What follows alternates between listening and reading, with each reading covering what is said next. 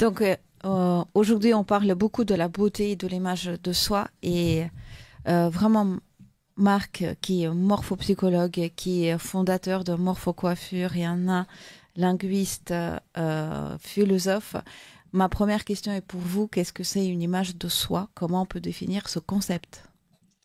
L'image de soi, elle doit représenter justement ce fameux soi, dans le sens pur du terme. Et comme j'ai pour habitude de dire, soyez ce que vous êtes et arrêtez de vouloir être quelqu'un d'autre. Parce que comment voulez-vous que l'image de soi puisse apparaître si vous-même, vous n'êtes pas d'accord avec ce que vous êtes? Donc, et la beauté à l'image de soi doit refléter cette âme justement qui vous représente, qui fait que qui que vous soyez, j'ai pour habitude de dire vous êtes toutes belles mesdames. Marduka vous explique pourquoi, parce que qui que vous soyez, vous pouvez dégager effectivement cette image. Après, chacun a sa propre image. Et ce qui est important dans l'image de soi, c'est de se sentir bien avec soi-même intérieurement. Et comme j'ai toujours, quand on est bien dans sa peau, en fait, qu'on se sent bien, on dégage, on rayonne. Mais pour que le rayonnement arrive, il faut absolument que ce soit, et il ne faut pas douter de cette image de soi, il ne faut pas douter de soi. Il ne faut pas avoir peur de paraître ce que nous sommes, tel que nous sommes. Ne cherchez pas à être quelqu'un d'autre et ne vous déguisez pas. Ah, merci, important, merci ça. Marc. Anna? Marc. Bien, la beauté qui est, comme on dit toujours, extrêmement difficile à expliquer parce qu'elle n'existe pas en elle-même, en quelque sorte. Tout à fait. Et il faut distinguer, bien sûr, la fameuse beauté du paraître. Et ça, elle est indéniable. Une Miss France qui ne serait pas faite pour être Miss France, évidemment, ça marcherait pas. Donc il faut être juste sur ce sujet, que le paraître est important. Mais la seconde beauté, comme je le disais tout de suite, qui va apparaître justement, va être, quand on est en accord avec cette beauté de ce paraître et puis de cette fameuse beauté de cet être, on va paraître ce que l'on est. Et c'est là où on va faire cette différence. C'est-à-dire je dirais qu'entre deux Miss France ou en concurrence, où là on a deux paraîtres magnifiques, sinon elle ne serait pas là, vous ne seriez pas là non plus. Et évidemment, qu'est-ce qui va faire la différence? C'est justement celle qui va, à un moment donné, ça va faire un waouh, parce qu'il se dégage autre chose. Et c'est cela qu'il faut aller chercher. Et quand on dégage juste la beauté du paraître, mais hélas en manquant en fait encore une fois d'âme, tout simplement, parce que je le relie beaucoup à l'âme parce que c'est quelque chose d'indicible qui ne s'explique pas. Et quand on a cette capacité, cette possibilité d'aller la chercher, de la transpirer et de la transposer, et là, elle va effectivement transcender effectivement ce paraître. C'est ça qui fait la différence en fait. Et en plus, tu parles d'expérience parce que tu as été jury de Miss France. Oui, j'ai été à une période jury de Miss France, avec Jean-Paul Gaultier d'ailleurs, on était président en commun. Et en fait, oui, c'était pas facile. J'aime pas du tout faire ce genre de choses d'ailleurs, mais bon, bref, parce que c'est pas aussi simple que ça, parce qu'on a quand même beaucoup de filles qui méritent en fait le titre en fait, et ça se joue vraiment sur vraiment des détails, vraiment des petites choses qui vont faire la différence. Et justement, cette différence se fait avec celle qui donne le plus d'assurance d'elle-même en fait. Alors la culture bien sûr est importante, la démarche, l'ensemble, l'allure, enfin tout. Et cette allure qui fait que on a l'impression que l'une des filles va se dégager plus que l'autre, justement toujours avec cette confiance en elle, tout simplement. Celle qui dégage le plus de confiance en elle, en général, on va plus faire ce choix. Tout simplement. On va continuer, donc qui dit retraite, qui dit vieillesse. Et comment dirais-je, j'aimerais revenir sur l'image de la vieillesse et du vieillissement. Dans notre société, les modèles 50 ans et plus se prononcent pour le naturel, l'acceptation de soi, l'acceptation de leurs rides, etc. Y a-t-il des différences entre l'Europe occidentale et l'Europe centrale et orientale dans l'appréhension de l'image du vieillissement? Marc Dugast. La culture, finalement, de chaque pays va intervenir en fonction des codes de toute cette image de soi. Et on ne vieillit pas de la même manière partout, évidemment. Dans certains endroits, c'est pas un sujet, donc en quelque sorte. Bien sûr que dans les pays occidentaux, voire bien sûr que l'image de soi, quand on vieillit, est très importante. Hélas, on le voit avec tout ce qu'on est en train de faire pour essayer de garder cette fameuse jeunesse éternelle. Et ce combat qu'on mène contre soi, Ça, c'est clair. Et je suis toujours très désolé de voir ces excès. Alors, je ne suis pas contre, bien sûr, qu'on intervienne un peu sur cette image de paraître. Mais vieillir en voulant aller trop loin dans ces excès finit par qu'on disparaît, tout simplement. Exactement. J'ai toujours pour habitude qu'on finit par perdre son âme, quoi. Donc, et autant on peut effectivement accepter à un moment donné de travailler un peu sur son paraître, effectivement, mais c'est toujours où ça commence où et ça s'arrête où. Et souvent on dit, oh, c'est rien, juste un petit peu, une petite ride là, tout ça. Non, mais puis en fait, c'est comme un peu, on donne un coup d'éponge sur le mur, on s'aperçoit qu'à côté ça va plus, et puis on progresse, jusqu'au moment où on finit effectivement par, hélas, ne plus apparaître, quoi. C'est ça. Et du coup, c'est mal vieillir, je dirais, dans l'esprit.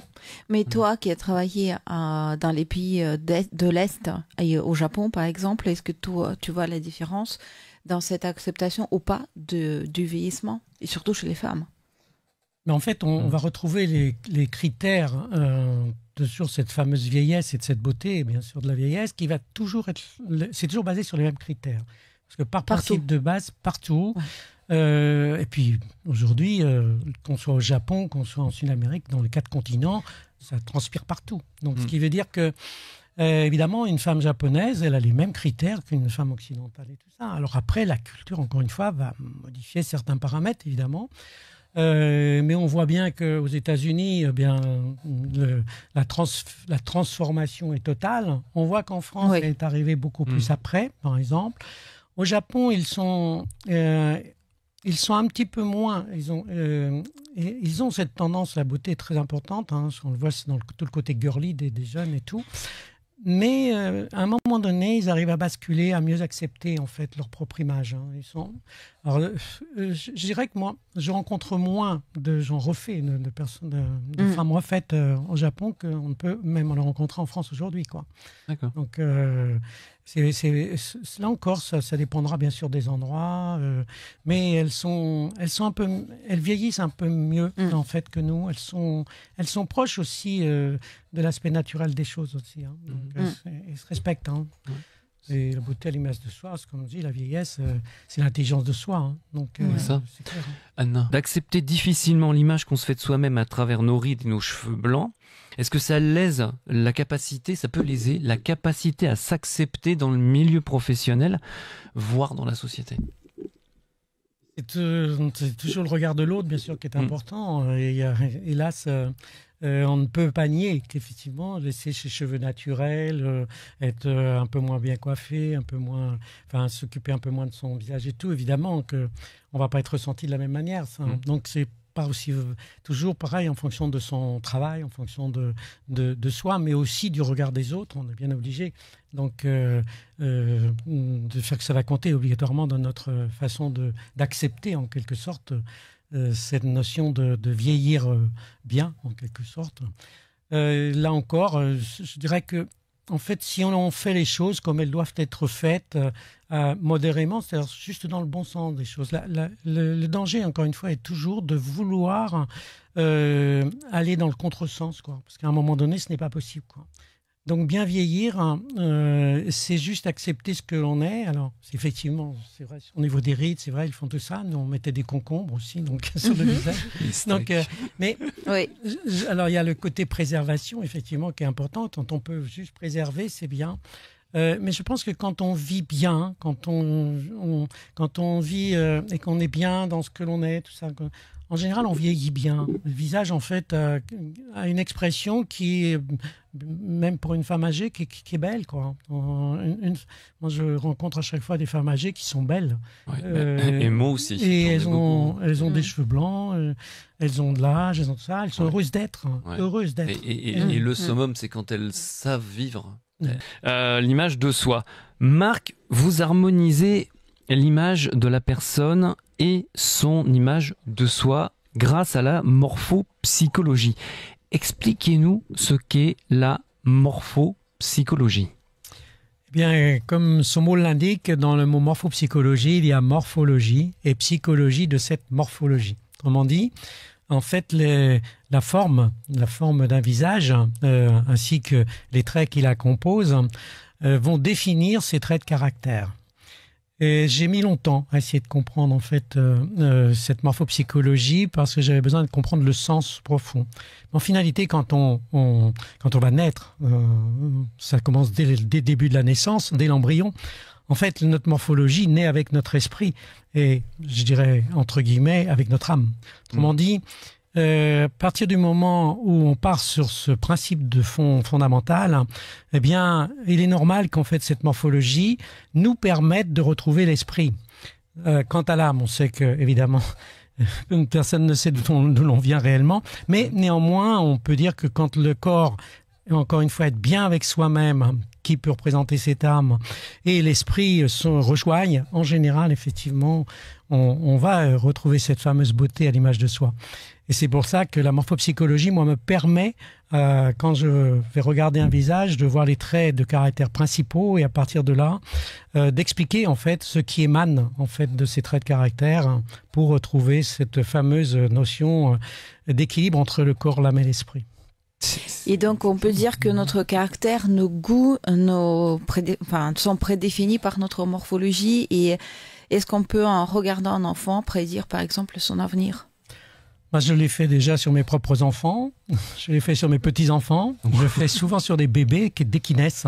Parce que je voulais voir si, effectivement, tout cela se retrouvait, tenait la route et dessous. Et force est de reconnaître que les grandes lignes générales sont déjà là. Donc, après, bien sûr, on me dit toujours, mais on peut s'améliorer. C'est pas le sujet d'amélioration, c'est le sujet d'être ce qu'on est. Et c'est déjà là. C'est-à-dire qu'un bébé qui va naître, il a déjà les traits caractères principaux de ce qu'il va vivre. Donc, après, bien sûr, en fonction de tout ce qui va se passer dans cette vie, ça va venir plus ou moins jouer, effectivement, et les paramètres vont jouer par rapport à son évolution. Mais les traits, en tout cas, principaux de ce bébé sont là. Donc, et pour l'instant, en tout cas, quand je le fais, quelques années après, souvent on m'envoie un message en me disant, Marc, j'ai réécouté ce que tu disais quand elle est comme ça, ma fille. Ouais. Mais c'est dingue parce que quand on prend les enfants et même après quand ils deviennent adultes, c'est vrai qu'entre guillemets, on ne change pas, nos traits restent. Et c'est bien la grande question de fond. Évidemment que l'ADN, on peut pas le changer. Enfin, si on veut le changer, il faut cloner, quoi. Enfin, faut travailler l'ADN. Ça veut dire que l'ADN est là. Donc ça ne change pas. Et on peut pas le changer. Comme je dis toujours, quand on fait 1m50, on va pas faire 1m80 à la fin de sa vie. Donc, exactement, non, c'est sûr. Mon rêve. Et on est bien obligé de garder 5m50. Donc, et quand on a une gueule d'heureux au départ, effectivement, devenir une gueule d'amour, c'est pas si simple. Mais par contre, ce que je sais, c'est que quel que soit le visage et quel que soit ce qu'il émane, être bien avec soi-même, être heureux d'être ce qu'on est. Et c'est pour ça que c'est toujours important de toujours garder à l'esprit de bien garder cette joie d'être ce qu'on est comme l'on est. Et de ne pas essayer d'en changer quoi que ce soit et d'évoluer avec. Et là, la beauté à l'image de soi, au fur et à mesure, se reflètera. D'accord. Maya. En fait, bon là ça serait un peu plus détaillé par rapport aux cheveux. On a, je pense, avec mes collègues, on en a parlé, on a cette tendance à penser que la femme, dès qu'elle traverse une période difficile et qu'elle veut passer à autre chose, elle passe directement à couper ses cheveux, à faire une coloration et à partir de là on se dit qu'elle se sent mieux. Est-ce que ça s'explique par rapport à ce que vous dites, donc entre l'esprit et l'image de soi, est-ce que ça a un lien et comment est-ce que ça pourrait s'expliquer ? Ça s'explique très bien parce que j'ai été bien sûr le rechercher. Donc, et en fait, j'ai mis longtemps aussi à essayer de comprendre cette histoire de cheveux. Pourquoi une femme, quand elle ne va pas bien, son premier réflexe ne va pas être d'en parler à son mari, parce que peut-être que c'est de sa faute. Donc bref, elle va pas être non plus d'aller voir son médecin. En France, le psy, ça passe après, mais bon. Et en fait, pour 74% d'entre elles, suite à un sondage de la Sofres là-dessus, eh bien, elle va chez son coiffeur. Pourquoi ? Mais pourquoi va-t-elle chez son coiffeur et qu'ont-ils donc de si important ses cheveux ? Bien sûr que ça a été un grand questionnement, mais en finalité, le cheveu, on les appelle aussi, dans la symbolique, les antennes du ciel. Donc, bon, et ça veut dire quoi ? Eh bien, il suffit de revenir à Samson et Dalila. On oublie quand même, on n'oubliera pas en tout cas que Dalila a coupé les cheveux de Samson pendant qu'il dormait et en fait en coupant ses cheveux, qu'est-ce que ça lui a procuré ? Ça l'a juste coupé de sa force divine. Ce qui veut dire que cette fameuse symbolique du cheveu relie bien l'âme, donc par principe de base. Et c'est pour ça que quand on va couper les cheveux à une jeune fille, à une femme ou à la quarantaine, parce que c'est souvent à ce moment-là que ça se passe, parce qu'il y a un vrai changement de fond. Et là, je peux pas expliquer tout cela ce soir, mais c'est extrêmement important et ça a du sens, bien sûr. Mais couper ses cheveux, évidemment, n'est pas anodin. Et que quand on coupe ses cheveux, on va effectivement avoir un besoin profond de changer quelque chose en soi, ou en tout cas révéler peut-être ce qu'on n'a jamais révélé jusqu'ici, donc puisque c'est souvent ce qui se passe à la quarantaine. Et bien sûr que moi, en fonction de ce que me dira la cliente, à partir du moment où elle demandera à se faire couper les cheveux, je ne le ferai pas d'une manière comme ça, tel un coiffeur classique. Je vais essayer effectivement d'aller chercher justement le pourquoi de cette transformation. Parce que si ce n'est pas le moment, ça peut la mettre vraiment très mal avec elle. Donc, et ça joue sur le plan psychique, ça c'est clair. Anna Chikowska-Piot, Voilà, ça c'est important d'avoir sûrement l'esprit sain dans un corps sain. Bien sûr. Quelque chose de très simple, un corps sain dans un esprit sain, donc les deux vont avec. Pour répondre à Anna, je suis complètement d'accord, puisque là on revient sur la physiognomonie du temps des Grecs, hein, donc puisque Socrate déjà en avait parlé, avait commencé à voir qu'il y avait des relations possibles entre un animal et un humain, donc dont lui-même faisait partie. Après, bien sûr, tout ça a évolué, mais on n'empêchera pas, encore une fois, même par la psychologie pure, on peut aussi créer plein de dégâts. Donc, je dirais qu'on n'empêchera pas, encore une fois, l'humain de ne pas être humain, puisqu'il y a bien quelque chose qu'on ne peut pas gérer, c'est effectivement qu'est-ce qu'on va pouvoir faire avec tout ça. Bien sûr que quand on va travailler, comme moi je peux le travailler, et comme tous les morphopsychologues vont le faire, on a un code de déontologie très précis, donc ce qui est logique en fait, et à aucun moment on ne porte un jugement de valeur. Donc on va au contraire essayer de définir quels sont les traits principaux de la personne, quels sont justement ses atouts principaux pour développer au maximum ce qu'elle est, et plutôt justement arrêter de lutter contre ce qu'elle est en permanence, et on va pouvoir lui expliquer justement de manière concrète cela. Ça n'a rien à voir avec un jugement de valeur, puisque c'est surtout pas le sujet, quoi. Et la morphopsychologie peut aider à quelqu'un, ça c'est clair, à mieux être, puisque je le vis tous les jours, et surtout pas à moins bien-être, et encore une fois, loin de moi de dire que t'es comme ci, que t'es comme ça, et tout ça. Justement, ça évite les jugements de valeur. La problématique, c'est qu'on juge. Les jugements de valeur viennent toujours de nos propres émotions vis-à-vis de l'autre. Or là, c'est justement le contraire. On va aller chercher en fait la personne telle qu'elle est profondément, justement pour éviter de faire des ressentis, des émotions, et de porter des jugements à l'emporte-pièce. Vous aidez aussi à sortir souvent du visage, mais est-ce que les habits, les tenues vestimentaires peuvent refléter un manque de confiance, même si cette tenue est choisie avec goût, enfin même si on la choisit bien, est-ce que ça reflète notre mental? Tout ce qui paraît reflète ce que l'on est.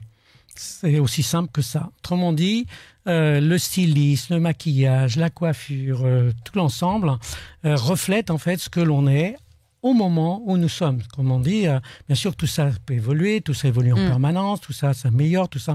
Mais de toute façon, quoi que vous fassiez, dans le paraître, c'est toujours en fonction de cet être qui émane d'une manière ou d'une autre. Donc soit on se déguise, soit on a envie de paraître quelqu'un d'autre, soit on voudrait paraître ce qu'on n'est pas, soit on va utiliser des choses qui font qu'en fait on finit par, comme je disais tout à l'heure, disparaître parce que c'est n'importe quoi. Donc, mais de toute façon, quoi que vous mettiez, quoi que vous fassiez, tout le paraître représente votre état d'être. D'accord. Et si on prenait un exemple concret, Anna, Marc, si on va prendre par exemple Anna, tu veux bien? Je sais pas. Je veux. Comment on peut appliquer la morphopsychologie pour la conseiller et la philosophie en même temps? Voilà. Comment on peut faire? Vas-y Anna. Moi j'ai vu. Salut. Au revoir. Quand je fais un portrait, donc je vais observer toute la forme de la silhouette générale, autrement dit l'ensemble de la silhouette, pas seulement juste quelques traits de visage. La silhouette générale va souvent nous donner, en majorité, parce qu'encore une fois, on est ensemble, c'est-à-dire que tout l'embryon se développe ensemble. On pensait à un moment donné que la tête venait après. Non, la tête vient pas en même temps. Ouais, oui. Donc, ce qui veut dire que la silhouette, bien sûr, va refléter notre visage. C'est plus facile de parler de la silhouette de son ensemble que parler du visage direct parce qu'il n'y a pas d'émotion. Donc sinon, dès qu'on parle en émotion directe, on peut se tromper. Il pas se tromper bien sûr sur la visualisation, évidemment. Donc la forme d'Anna, si je prends, on a une forme qui j'appellerais en morphopsychologie à plus dilatée. La dilatation, c'est l'expansion, c'est l'ouverture, c'est le besoin d'aller vers les autres, c'est la capacité aussi d'adaptation assez facile à son environnement. Donc ça, elle a ses traits de caractère principal. Je vais aussi tout de suite après regarder ces récepteurs, c'est-à-dire les yeux, le nez, la bouche, voir, parce que autant la forme de la silhouette et du visage vont refléter l'inconscient, autant les récepteurs vont refléter le conscient. Et parfois, le conscient est contre l'inconscient, et vice-versa. Donc, et moi, je vais tout de suite voir s'il y a équilibre entre les deux, ce qui est son cas, ce qui veut dire que les yeux, le nez, la bouche sont ouverts aussi, donc vont dans le sens de l'ouverture, vont dans le sens de l'adaptation, et ne viennent pas contrer cette adaptation. Ce qui fait que lorsqu'elle va communiquer tout ça, ça va être assez facile pour elle, elle s'adapte facilement à son environnement. Elle n'a pas de souci à ce niveau-là. Derrière cela, on va regarder une autre partie du visage qui est la partie médiane de son visage, c'est-à-dire les pommettes. Et on va voir quelle est la partie du visage, si c'est la partie haute avec les yeux ou la partie des pommettes ou la partie basse qui est la priorité, puisque ça va donner son fil conducteur de vie. Ces pommettes et la partie médiane est plus importante. C'est la partie affective et relationnelle, c'est la partie sentimentale. Ce qui fait que quoi qu'elle fasse, elle le fera toujours avec cœur, parce que c'est ce qui va être prioritaire dans son choix de vie. Elle ne va pas faire les choses pour gagner de l'argent, elle ne va pas faire les choses pour tout ça. Ce n'est pas qu'elle ne va pas les faire, mais ce n'est pas sa priorité. Donc elle ne va pas mettre son énergie à ce service. Par contre, elle va mettre cette priorité aux besoins de contact relationnel, aux besoins d'être avec les autres, et avec une certaine bienveillance, puisque la partie affective est importante, une retenue légère, mais de la bienveillance et un besoin de confiance par principe de base. On n'oubliera pas la partie cérébrale qui est importante chez Anna, qui va venir un peu en alliance avec l'affect. Les sentiments viendront en premier. Mais la partie cérébrale est totalement intuitive. Autrement dit, elle capte, ainsi qu'avec les yeux, les choses naturellement, visuellement et intuitivement. Elle n'est pas, on ne va pas être avec quelqu'un de méthodique, rationnel. Pourtant, je suis une matheuse au départ. Oui, mais c'est là où aussi on fait beaucoup d'erreurs sur les matheux, parce que Einstein n'était pas aussi... C'est vrai que je préfère l'abstraction que le concret. C'est vrai. Et en fait, les matheux, en général, moi, ça m'a beaucoup perturbé, ça. En fait, les matheux ne sont pas des logiciens. C'est vrai aussi, c'est vrai. Pas du tout. Ils sont au contraire avec cette capacité intuitive et cette création. Et c'est d'émettre justement des hypothèses et tout ça. Et là, on est dans le monde de toute la recherche, de toute l'idéologie, de toutes les idées et de toute, bien sûr, l'intuition naturelle qu'on peut avoir. On parlerait des heures. Merci. On parlerait des heures. Merci beaucoup, Marc Dugas. Merci beaucoup, Anna.